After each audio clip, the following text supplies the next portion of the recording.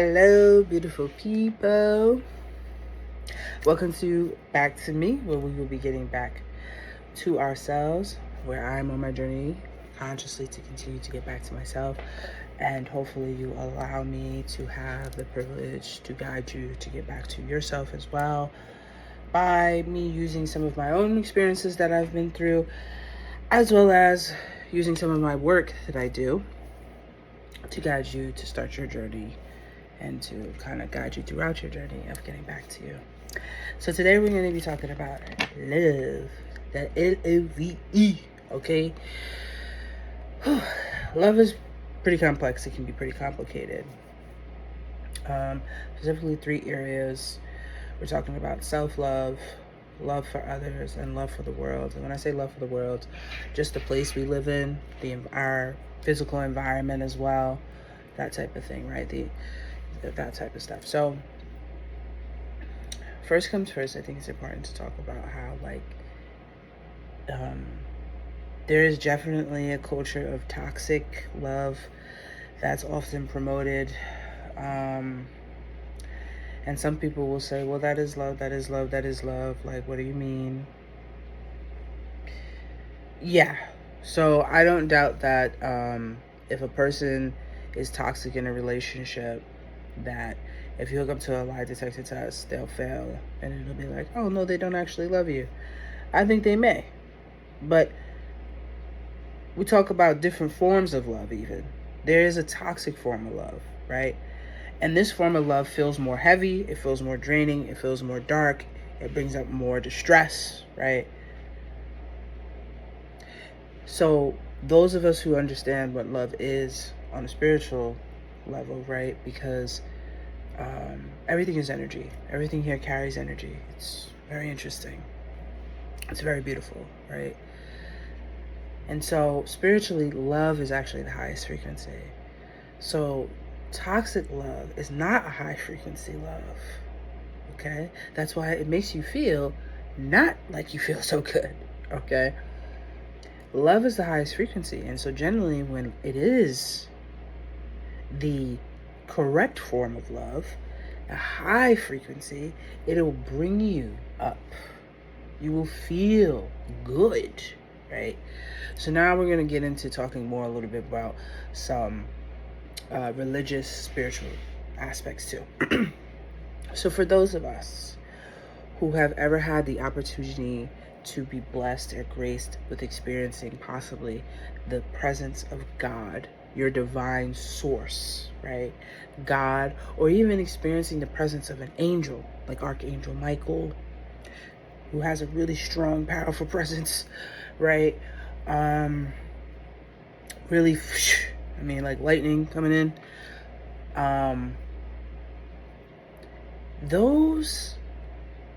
The frequency, the energy that you feel when God comes in, and you can feel God, when one of the archangels comes in,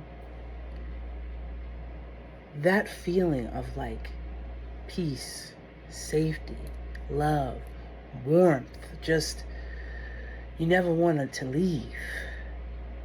That's love. That's the highest frequency of love. That's what the highest frequency of love would feel like. Isn't it amazing? And so when we talk about love being the highest frequency, that is it, right? So then we have to talk about why most of us don't know what love really feels like, right? Unfortunately, a lot of us have experiences where the love we have obtained or provided has had aspects to it that is correlated to the pain that we have had or the pain that we feel from others, right? That part is connected to people who are empaths, because you pick up on a lot of other people's stuff and then you have your own stuff too. So this is why most of us haven't necessarily experienced this type of love, right? But we also have not provided ourselves with that type of love. We do not provide ourselves with what would be self-love, okay? A lot of us don't even know what that would be, on top of loving someone else, okay? So we're just out here trying to figure it out, which isn't a bad thing. It's not. But we're going to talk about this love thing because it's all around us. It's so embedded in our society, and many of us want it. I'd even say damn near all of us at some point in our lives wanted it. Excuse me if my voice goes out and everything. I am struggling with allergy season right now. But we're getting it together, okay? So, when we talk about love being the highest frequency, it feels like that. So, if you've ever felt that experience of God's presence, that's what it feels like. And you can also create that feeling for yourself when it comes to self-love, right? And raising your vibration, right? Through positive electric music, through taking care of your body, through setting boundaries, because it's a requirement in life that we all also struggle with. Okay, but it's really a necessity. It's really necessary. It's really necessary. And it could be hard. But this is a conscious journey that we're going to choose for ourselves. We want to get back to self, and love is a part of that damn journey, and so is boundaries. All right? It's hard, but it's required. So, when we think about that type of love, right, we can even talk about unconditional love being a part of it, right? What the hell is unconditional love? And by the way, this can be triggering, because it's like, how do I love someone who has hurt me? How do I love parts of the world or society that is damaging? Well, hurt people, one. But two, let's just talk about what unconditional love really is and how to achieve that. Because some people, and bless them to world's end, they practice unconditional love every day. They really try to consciously practice that, because it can be hard, all right? And it can be hard because we live in a society that tells us that judging is important, that we only look at the surface level of things majority of the time. And judgment is literally the absence of understanding. So if I don't understand you, of course I'm judging you. It's like if I choose to not understand you, but then I have an opinion about what you did, judgment. So judgment is the absence of understanding.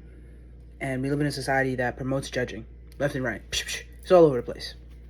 So how could you not judge?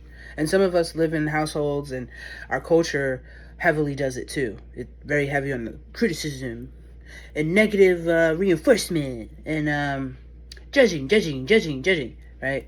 So we start to even judge ourselves, which disrupts your self-love journey, by the way. Because remember, judgment is the absence of understanding, and so this is how judgment and understanding connects to love. When we talk about unconditional love is being able to love without conditions. Now, we know what good love is supposed to feel like. Those of us who ever experienced God's presence, the presence of an archangel, that is the most beautiful feeling in the world. Woo! Okay? It's warm, it's safe, it's full, it's everything. It's peace, it's joy, it's excitement. It's like, where did I just go? Right? Unconditional love is the ability to love without conditions, right? And that can be hard for us here because we judge and we have a lot of feelings and we feel a lot, right? But I'm going to use God as an example, because they say God loves us unconditionally. So he loves us without conditions. But you know what God also does? God knows us better than we know ourselves. From the time of your conception to your birth, to when you were 5, 50, 15, 65, 70, until your death. God knew you and knows you more than you know you, even on your best day and on your worst day. Your best and your worst days. And God is not about... and God is love.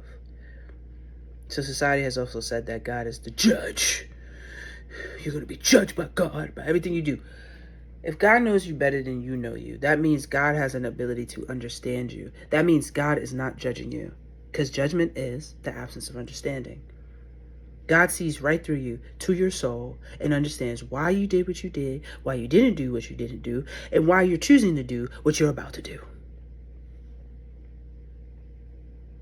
That's where unconditional love is created.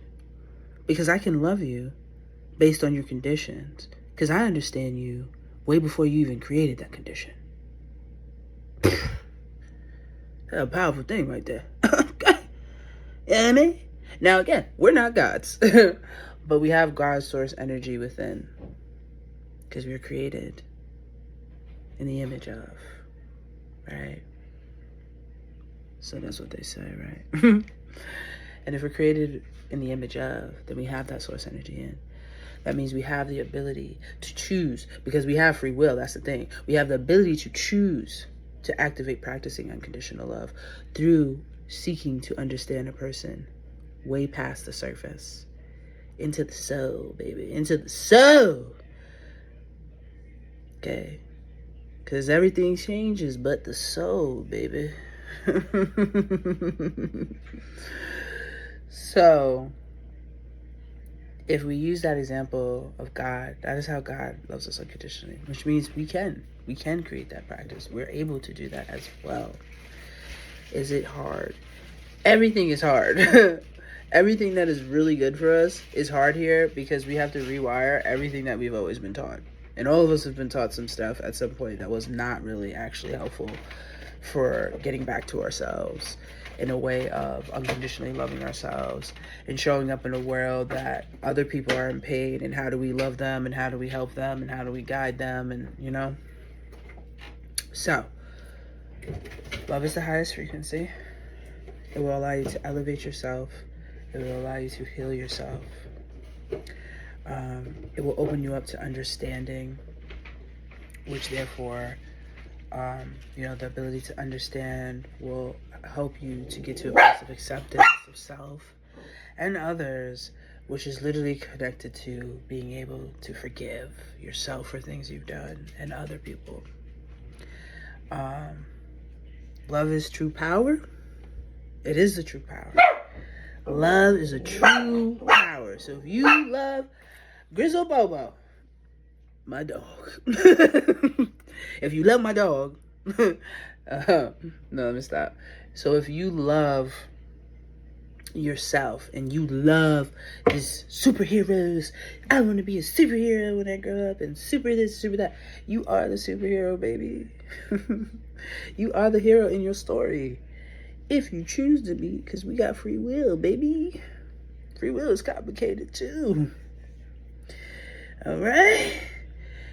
You are the superhero in your story, okay? Love is your superpower, okay? And your ability to love yourself is the highest power, because it will resonate outward. It all starts here, and then it goes out. And then it goes out.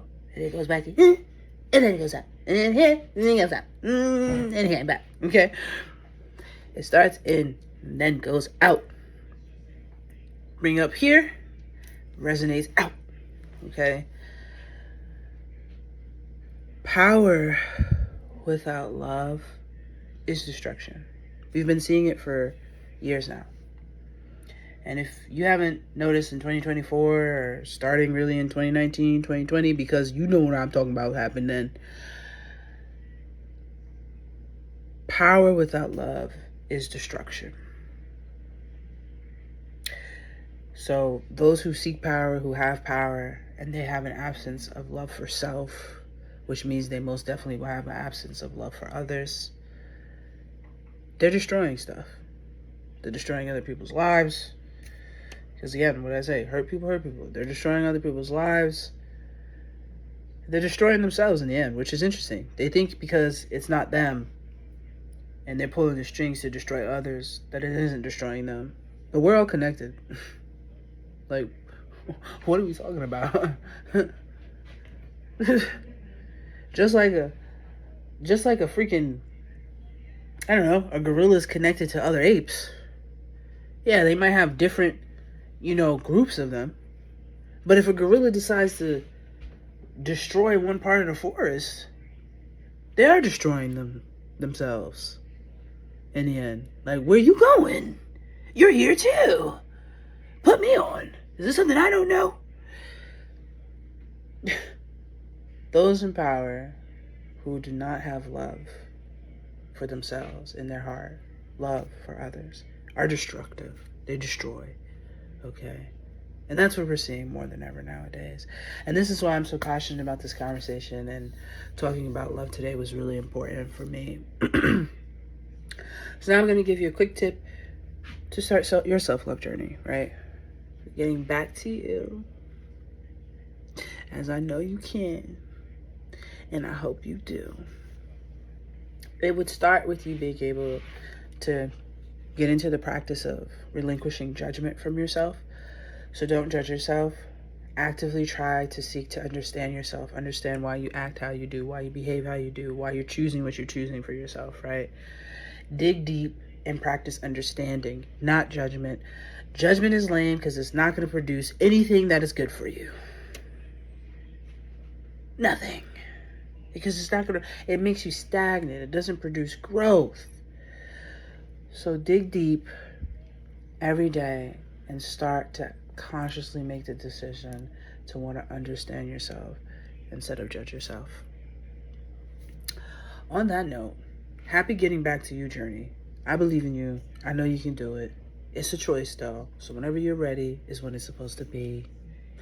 But you give a little push to say, hurry up. Stop. We need you in the fight. Have a blessed, amazing, abundant, prosperous week. And I'll be seeing you next Sunday. Bye.